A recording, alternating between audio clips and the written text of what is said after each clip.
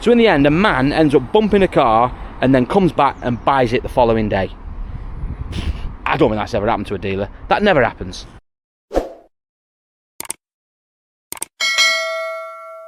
This video is sponsored by Vehicle Score. Vehicle Score is a free vehicle checking service which you can visit by going to vehiclescore.co.uk. Simply type in a registration number and you will get a unique score to your vehicle. You can compare your score to the average in Vehicle Score's database. It's full of free useful information such as a mileage tracker history. It gives you a comprehensive breakdown of your MOT history for things like advisories and also wear and tear items. It gives you performance data, an estimated valuation, an estimated lifespan of the vehicle compared to others like it. It's full of free useful information. Also as well, they also have their 2 new features, including the new car insurance tip section to help you save money on your next car insurance quote, and their new AI mechanic, which will help you if you have any issues with a car, trying to diagnose any faults or common issues you might be having with a particular vehicle. But it doesn't end there, because Vehicle Score also offer their paid checks. These checks start from less than a cup of coffee and will check to see things like if your vehicle has ever been involved in an accident, whether it's been written off by an insurance company to a Category N or a Category S. Maybe it's an unrecorded write-off, so it's gone for a salvage auction and you weren't aware of it. It'll also check to see if your vehicle's ever been imported or exported, ever been used as a taxi, has outstanding finance. They offer some of the most comprehensive checks out there, and all this information is assured with their £10,000 data guarantee. The paid checks are some of the most comprehensive priced out there, and it gets better because you guys get a discount. Simply use the promo code CARUK20 to get 20% off any of those paid checks. But remember guys, the basic service is completely free and it's constantly evolving. So make sure you download the Vehicle Score app, get yourself over to vehiclescore.co.uk and give them a try. Morning all, welcome back to the channel, to another car pitch update. What has been going on over the last sort of week to 10 days since our last review? Well, quite a lot. I've had quite a bit of going on, sold a lot of cars, I've had a bit of controversy as well. Someone's bumped a car and then bought it, which was a very strange set of circumstances, and also a couple other things that strange have happened as well, which I'll talk about later on. So anyway, I'm now back officially off my holiday, my first week back in, and things, to be honest with you, whiles away haven't been too bad. Now, we didn't sell much actually whiles away. I think we only got rid of 1 car, but we certainly made up for it this week. I think we got about 3 or 4 we've sold during the week. Pretty rubbish on the Saturday just gone. It was quite quiet actually, which was quite concerning, but we made up for it in the week. So we'll see how we go on. To be honest, at the moment, we haven't got a great deal on sale now. So I think that's probably contributing, and really as well, we haven't been too sharp on the advertising because we've been really busy trying to get sold cars out for the last couple of weeks. We've been piled up, and now we've just added a few more to the mix as well. And I had a few issues with some sold cars, as we'll discuss later on. So quite a lot to talk about in this pitch update video. So I think we need to go outside. It's a beautiful Sunday afternoon. Go have a look around, have a chat, and I can tell you what's been going on here at the car pitch. Right, lovely bright day today, and a little bit of wind, but it shouldn't be too bad, so we'll see how we persevere. Let's have a quick chat then. What has happened this week? What's sold and what's in the pipework to be sold and being prepped and stuff?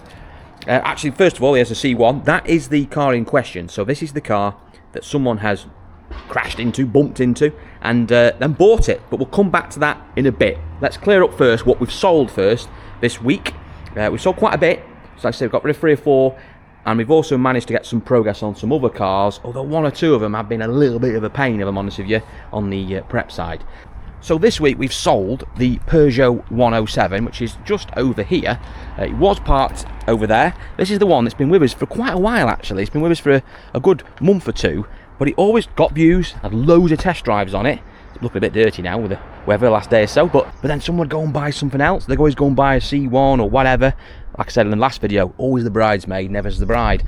But there we go, it's now sold. Someone's bought it as a first car, they're eager for it.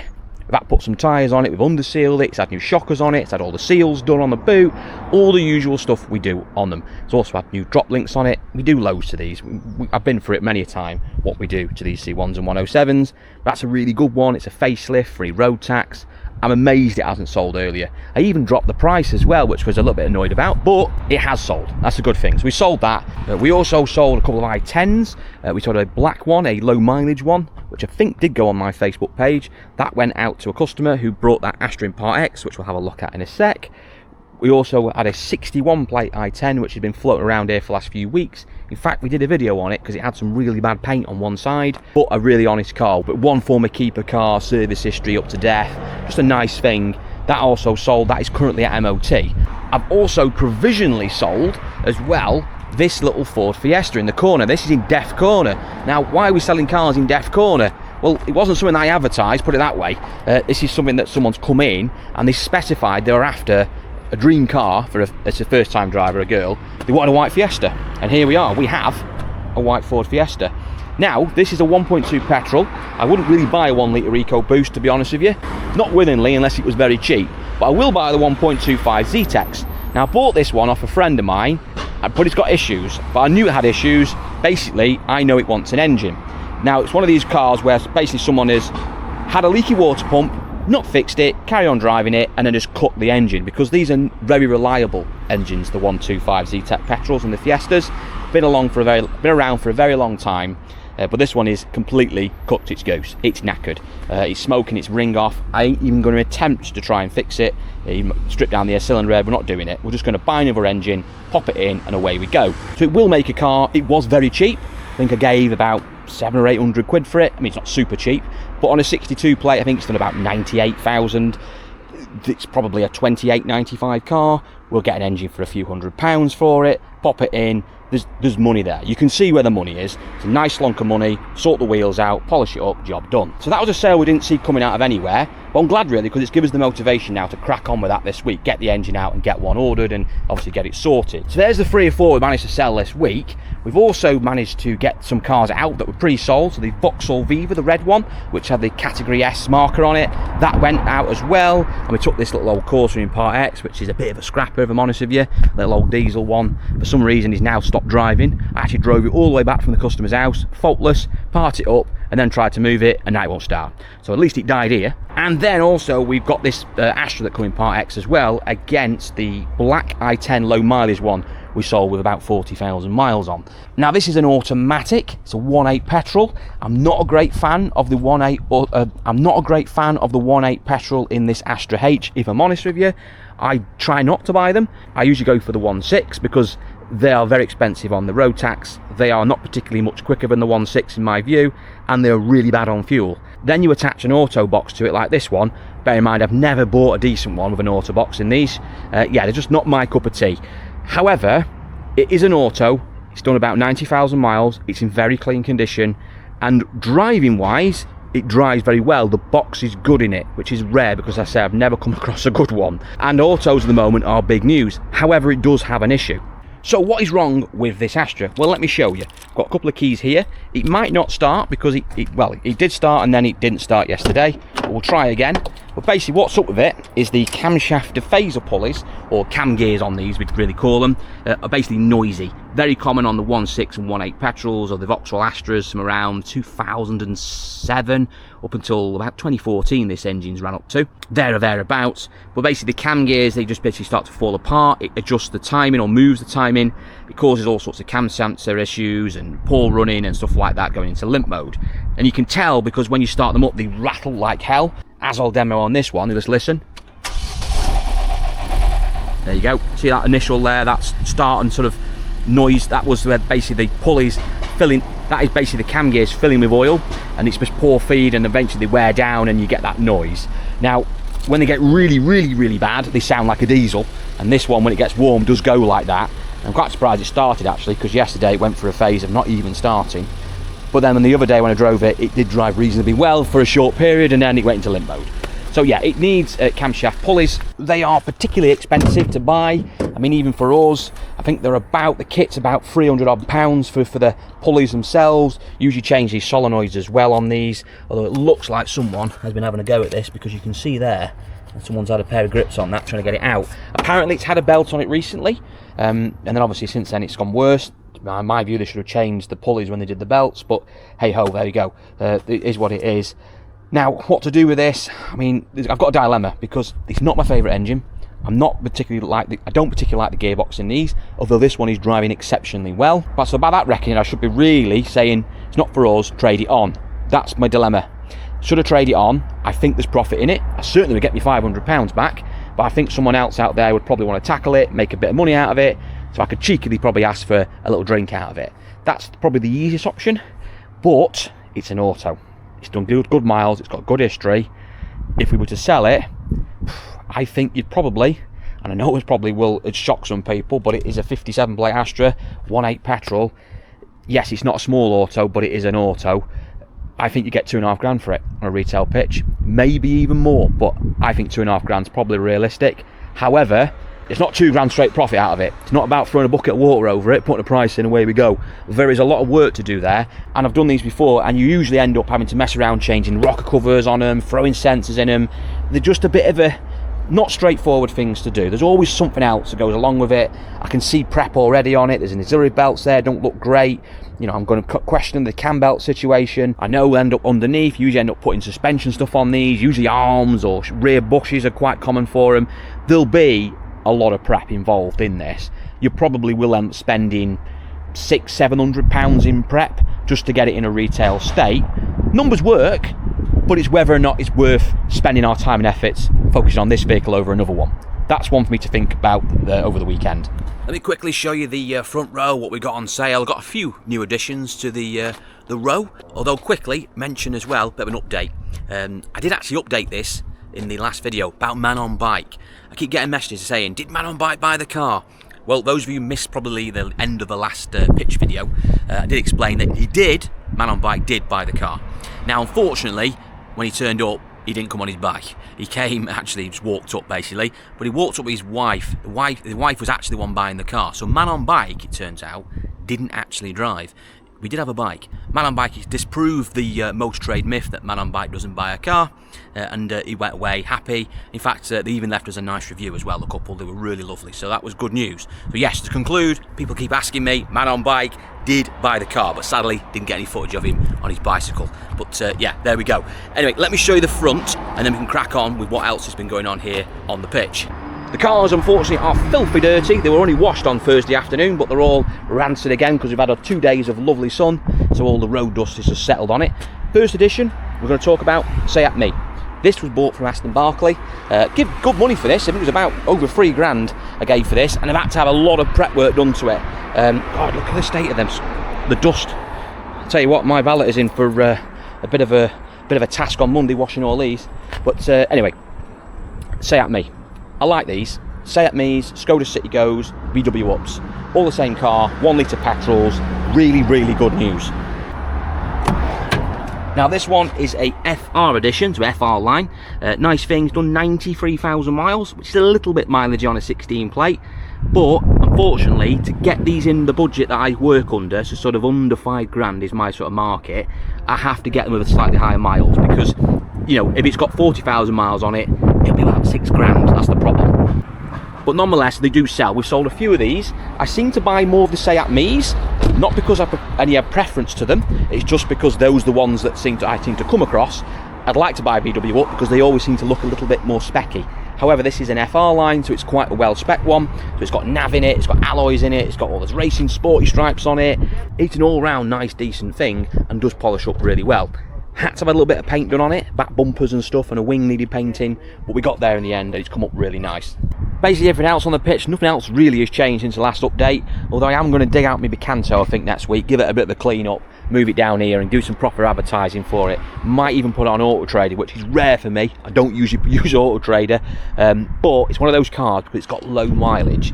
It probably looks a little bit too expensive for what it is. It's a facelift Picanto and it's $38.95, but it's only a one former keeper car and it's like gone 40-odd thousand miles. That's why it's $38.95. If it done 90,000 miles, it'd be $2,995, but it hasn't. So it's probably, you know, people look at it and then they think, well, you know, it's $38.95, and then they look at something else that's got a bit newer, a bit more miles on, and it just looks better value.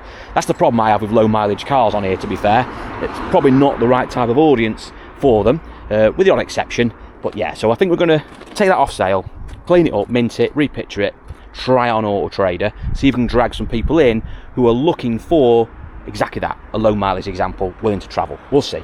Minis seem to be turning into a mini dealership this week. We've got the Mini Cooper, which has been with us for a while now, to be fair. Did have another test drive on it this week. Everyone who test drives it says they love it, but they go away, do a think about it and never come back. So whether they're lying to me, I don't know, but it does drive really well, actually, in fairness to it. But it's just, I don't know, I might need to drop the price, I don't know. It's up for $19.95, I think it's up for. Is it $19.95 or $18.95? $19.95. it's a nice example of one. Got the older engine in, it's a decent car, although it needs a wash. But yeah, I'm going to have a look at this week, maybe drop the price ever so slightly, because I've got another one, a white one over there, which is going to go up for about similar money. Newer car, but I don't know, it's just got the later engine in, does drive well. I'm not a fan of them, but it is a good one, and we fixed an oil leak on it, and it's come at good money in Part X. It'd be silly not to try and retail it, so I'm gonna have a little bit of a jig around with the pricing this week, and you know, refreshing everything up and getting them on Facebook. That's the plan. The other Mini we're going to put on Facebook is this imminently. This is the Mini Cooper Roadster S in waiting prep. We have done some prep work to it. I am a bit worried about this car, as I mentioned in a previous video, because it's coming part exchange because of the nature of the engine. I just don't like them. This one drives superb. If it had any issues whatsoever, or I believe there was something underlying that could go wrong with it imminently, I wouldn't even be attempting to retail it, but it's a good one. I've had to do a little bit of prep to it. We've had to sort out a boost pipe that was splitting. We've done that now, we've bought a new one, done that, and we've had to free off the back brakes. It wants rear brakes on it, which we're going to do next week, but for now we've just freed the pads off because it was grabbing. Drives lovely, can be test driven. Like I said, it still wants a bit more work doing. We need to do this mirror cap cover, because that's some reasons all gone funny, so we're going to paint that this week, do the rear brakes on it, start going through all the prep and going through the motion, get it advertised, detail it a bit better. For now we've just cleaned it quickly, thrown it in the corner because we've been busy and we obviously want to put stuff up for sale, but it needs a little bit more TLC. I priced it accordingly. For now I think it's $4.5 grand. I don't think there's any cheaper out there with that mileage in that condition, so we'll see. And it's quite a rare one being a convertible, because most of them are hardtops. Rest of the line, we've got the now Bright 207, we've got the Swift, which we keep getting bites on, but no one seems to quite commit to it. And then we've also got the Mini we just mentioned. Late new arrival as well we've got in is the Mariva. This came from auction a few weeks ago. It was mentioned in a video. I drove it home, or tried to attempt to drive it home the other week. I only got to the bottom of the roundabout near the auction, and I noticed the temperature gauge was getting very high, and I noticed some steam coming out the bonnet.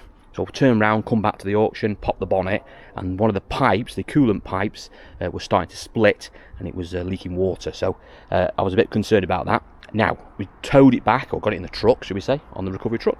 Brought it back in the other day.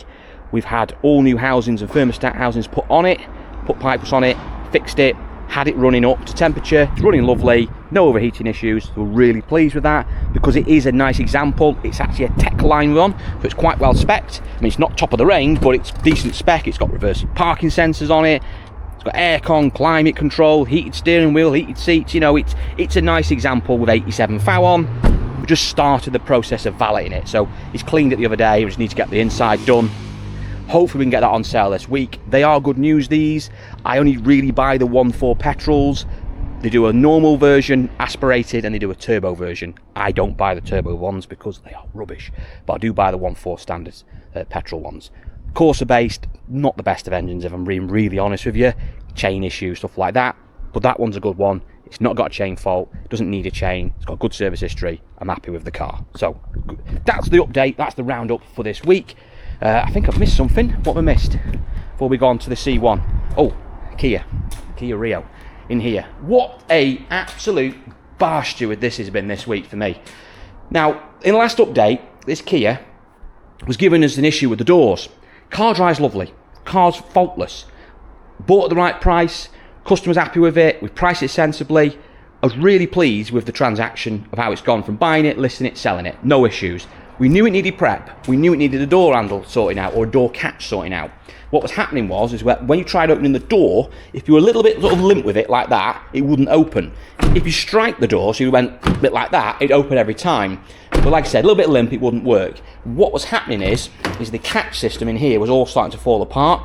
It's very common on these Kias. I tried to find a second-hand unit online, waste of time, because I know they're expensive. But yeah, they're all broken. So if you get one online that's basically working, it just goes straight away. So in the end, I had to bite the bullet and order one from Kia. Not an issue, you know, it is what it is. 200 quid, expensive, but he needed it.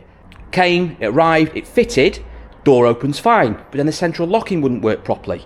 In fact, the central locking, it would lock, but it wouldn't unlock on the key or on the door itself, the switch. It was just being an absolute pain in the arse. And we're now starting to think, is it something that we've done wrong? Does it need code into the car? Is there a key procedure for it? Are we doing something wrong? Are we missing something? At the end of the day, we don't know everything. We're not encyclopedias, so we are always learning on the job. And like I said, we're asking people, are we doing this wrong? I'm ringing guys up in the trade. Is there a procedure for this? Everyone's saying no, just plug and play. There shouldn't be an issue with it. You just put it on and away you go. So then basically to rule it out, before I rang the dealer back up and say basically I think it's faulty, let's put the old unit back on. So we took it apart, put the old unit back on, central locking works perfect. Still got the issue with the door, but the central locking is definitely working. And also as well, when we tested the new unit, we realised it was getting really hot. So like when he was left on the car, it was like it was permanently trying to work. So I thought, this isn't right. So rang Kia up, explained the situation, and I'm saying to them as well, in the background, look, I'm not saying it's 100% faulty, but if it isn't faulty and we're doing something wrong, please tell us, because I don't want to bring it back and, waste your time and mine. In which they turned around and said straight away, yeah, there's an issue with them. We've got a batch issue with them. That's probably one of the faulty ones. And you're like, oh, for God's sake. So anyway, we had to have another one sent out, which they sent us out in a timely fashion the following day, fitted it, and it resolved it. But we lost 3 days on that between ordering it originally, diagnosing it wasn't working properly, going through all our motions, and then ordering another one, and then finally fitting it. Done. We think, right, we've got it sorted. Get it MOT'd, let's get it to the customer. Should have gone out this weekend. Let's get it outside, going through the motions of getting it all ready, checking all the lights. No, it's an airbag light on. Now, in fairness, it did throw an airbag light on when I originally picked it up, but then it went out. Now, I should put that down to maybe it's the seat. Maybe it's a seat issue, moving the seat backwards and forwards. If you've got a loose connector, it can cause seat issues like that with the wiring on the airbag system. Plug it in, looking through it, and realising that it's got a issue with the squib.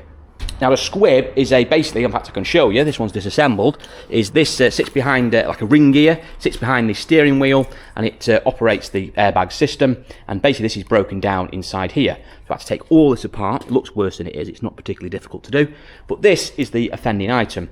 Now I can get these online, brand new, for about 20 quid, but they take 7 days to arrive. So I had to buy one from Kia for about 100 quid, which is arriving on Monday, and then finally we can fit that. Job done, go to MOT, and the customer can have their Kia. Yeah, so it's been a bit of a pain, that one, but there we go. The rest of the car is all prepped and done. We've done brakes on it, it's had tyres on it, done wishbone arms on it. That was all straightforward. It's just these silly electrical issues that really just sort of take up our time. But on the flip side of it, you've got to turn a negative into a positive. I've had to spend the money, it needed doing, and at the end of the day, as you say to the customer, at least it's happened now. It's happening, these faults of issues which need sorting, which we're going to sort for you. They happen under our stewardship, it's under warranty, it's under the prep side of it as it's going out. At least now we're footing the bill. So it's going to go out right, and you're going to have a car that's had lots of work done to it, gives you peace of mind. If this had happened a year later, it's going to cost them considerably more money to fix than it would do for us. So just turn it around. It's not great for me. It financially costs me, but it's turn it into a positive. Customer's happy. That's the main thing. Customer's happy, spreads good word, all comes around full circle. At least I think it does anyway. Right, so the Citroen C1. The man who bumped into this car and then bought it. What is the story behind it? Well, those of you who might have seen this car actually recently, in fact actually I think this is the one we used in my dealer's guide video on the iGos and C1s just recently. It was parked where that Mini is now, so it's actually facing there by the gateway. And what's basically happened is we had a guy in who we actually sold a car to about 9 months ago. It was a nice Zimbabwean guy. He bought a Kia Rio off us in black, a little cheapy car. It was about 1,500 quid. It was a car actually that I bought way before I even came here. I bought it in my old business. It was round the back, and when I knew I was coming here, we decided to leave it there and bring it into sort of stock here, eventually to sell. It was only a cheapie, nice thing. I think it was an 07 plate Kia Rio with about 90,000 miles up it. Anyway, done deal, 1,500 quid. He's had the car 9 months, he's had no problems with it, but now he's bought another car. He's bought himself a BM automatic, I think it was, and he came in about 2 weeks ago and said, do you want to buy the car back? Now, I don't like buying back cars off people in regards to, when they bought it from me retail, because obviously I can't give back what they paid for it. And then when you have to sort of explain to them that, look, it's not straightforward, I've got to re-prep it, I have to stand on a warranty, I have to make a margin out of it. If I'm not buying your car, I'm going to buy something else, so I can't just pay back top money for your car. So I explain that to people and say, look, you're going to get more money selling this privately. Why don't you do that? If you want me to make you an offer, I'll make you an offer, but you must understand the reasons why I have to be sort of a bit low on the offer side. I'm not kicking people in the plums, I don't do that. A lot of dealers do that method of just basically lowballing people and thinking that, yeah, but occasionally you get one. Yeah, you might do. For every 10 you lowball, you might get one person who's a bit naive, and you know, you might buy a car really cheap.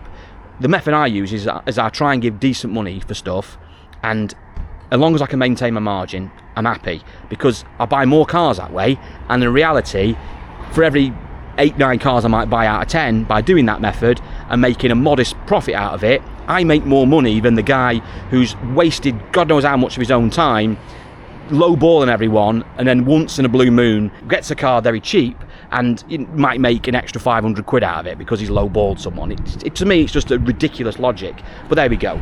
So I said to him, look, I'll give you 500 quid for it, but there's a reason, like I said, I explained why I have to do that. I don't particularly want the car back, but I will offer you it. If you want it, it's there, but I would strongly advise you, go on Marketplace, get it up for sale. Even told him, you know, go to the car wash, get a valet on it, it'll look lovely, go and picture it. I'm trying to help the man and say, look, this is what I'd be doing in your shoes. But he didn't want to do that. He was happy to take the money back and say, look, fine, 500 quid, I'll accept it. Now at the time we were really ram-packed with cars, and I was about to go away on holiday, so I said, look, I can't do anything now, but I'm back next week, come next Saturday, and I will stand by my bid, and you know, I'll buy the car off you. Plus I'm giving him time then as well to think about it, and if he changes his mind, I'm not bothered.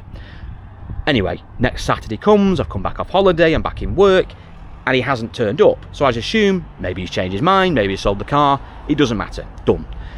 Got on with the rest of the week this week. I bought a lot of cars. I bought a few at the beginning of the week privately and from dealers. I've then been to the auction, I've won a few cars there as well. So we're doing all right, we're now restocked again. We don't need to worry about incoming stock. Then on Thursday afternoon, the gent turns up with the Kia Rio, parks it up, and he's here basically trying to get the money for the car. So we have to actually explain to him and say, look, you know, I can't give you the £500 now for it, because I'm not being funny, I asked you to come the other week, you didn't turn up. Since then I've bought 6-7 cars, I haven't got any room for it. I'll stand by my bid, but it was on the basis that you brought it on that day. Now I've bought so many cars, I haven't got anywhere to put it. So I said, look, if you want to come back in a week or so and ask me again, I'll buy it off you. I'm not trying to get it cheaper, I just, at the moment, it's not the right time for me to take that car in, hence why I want you to bring it in on that day. You haven't turned up, it's not my fault. So then he's sort of like, oh, well, I don't know what to do, and I want a small car, and I'm not sure if I want to buy another car off you. I said, look, go away, have a think about it. It's up to you. So anyway, he drives off. Now, I was standing here talking to him. I've turned my back on him and gone into the office and carried on with my day. He was actually parked in his Kia where that Corsa is now, but probably a little bit more further back actually. So they can imagine this blue Citroen is where the Mini is, and his Kia is where that Corsa is, albeit sort of a bit of a pissed up angle going into the corner, but it was there. Subsequently, I then come back out of the office about an hour later and then realised that there's a bit of a damage on this corner of this bumper. Now, I'll pre-warn you, I have mopped it since, so it doesn't look too bad, but it did look bad. I wish I'd actually pictured it before I cleaned it up. But basically what he's done is I'll try my best to show you where it is because I've mopped it now, but this is caused by him.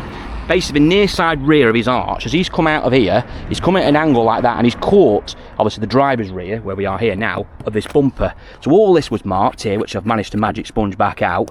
It was all scuffed in. I know you can quite see it at this camera, I don't know, I'll see. There's a bit of a light on it. But there's a scuff still here, you can just see, which I've managed to dull out, and it's there as well, so it's this area.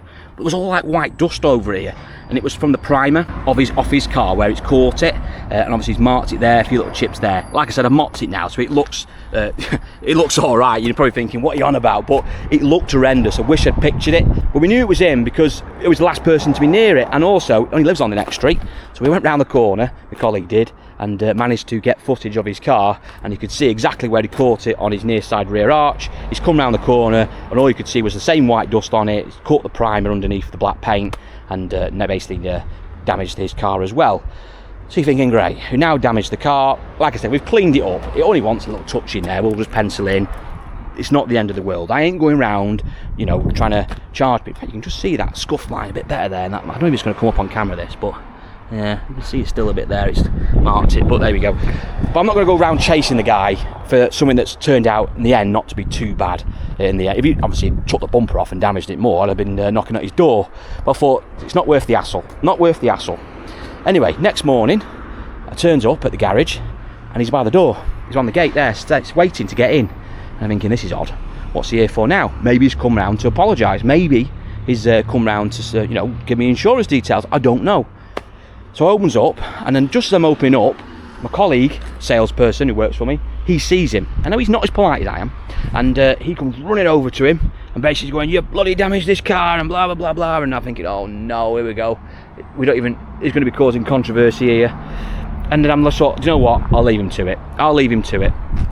Because what's the point? What can I do? I don't want any money off him. It's just, it is what it is. It's damaged. I've cleaned it up. It's not that bad now. It looked worse than it was. Just forget about it. So I'm carrying on with my morning. I'm carrying on with my paperwork. Next thing you know, my colleague's come in and he's getting the keys for this. Why is he showing him the car?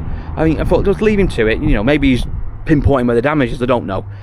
Anyway, next thing you know, I close out the office and he's coming back in with the guy and he's on a test drive. And I'm thinking, this is a little bit odd. And then next minute, he's in the office with the gent with a deposit slip and he's buying the car. So I pull my colleague over and I'm going, what's going on here? Well, he's buying the car that he's damaged. He went, yeah, he's really sorry about that. He says, but he's decided now, because he's damaged it, he wants to buy it. I was like, you what? He wants to, because he's damaged it, he wants to buy it? He went, yeah. He said, he's seen the car, he quite likes it, and thinks it's a really decent car, and he wants it for his wife. So in the end, a man ends up bumping a car and then comes back and buys it the following day. I don't think that's ever happened to a dealer. That never happens. But on a plus note, we've got a sale out of it, so great. $24.95. I'm happy with that. But sadly, we have got to take his gear in part exchange. Oh, right. And by the way, that is not the only strange thing that's happened here this week. We've had another incident as well. In fact, we seem to get loads of incidents here. I'm going to keep my camera in my pocket more often rather than on the side, because the amount of stuff that I miss, you would not believe. And I don't think some people believe me when I talk about woman with suitcase. On my child's life, that event happened. Man on bike. Now we got the guy who's crashed a car. All right, it was only a small bump, but the reality, he did bump into a car and then come back and bought it. I'm now going to name him Cash for Crash Man. But that's just the tip of the iceberg of what we see here. I've never known anything like it. Honestly, it's like Brookside out there, so I'm definitely going to start catching more of these strange events that go on. Another one that happened on the same day as Cash for Crash Man was we had a lad on the front here on a bike. Now he was slowing down really slow on this push bike and eventually sort of fell off it. Now you're thinking, oh, is he all right?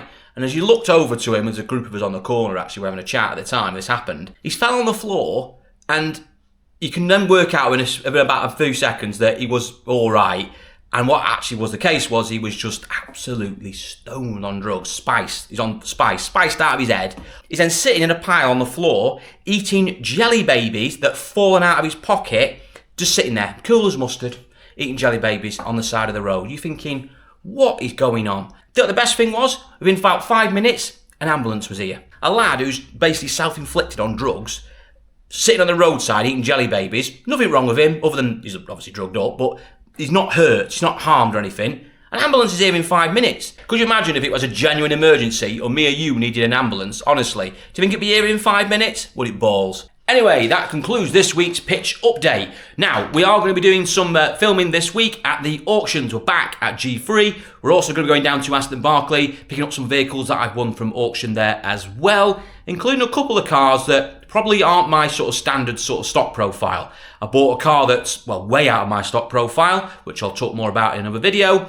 and also a car that does fit into my profile, as in price band, under sort of £5 retail. However, it's not the usual sort of car that you would expect me to buy, but it was a very cheap vehicle. Make sure you check those out, guys, and also check out my latest auction videos, which are going to be landing very imminently. If you haven't done so, please like and subscribe to the channel by clicking that like and subscribe button. It helps me out immensely, and it also means you get to see my latest content as it lands, so you don't miss any videos. Make sure you check out today's sponsor, Vehicle Score, by going to vehiclescore.co.uk, or just download the app. It's dead simple, and if you want to use any of the paid checks, use caruk20 to get 20% off those checks. Thanks again, guys, and I'll see you all in the next one.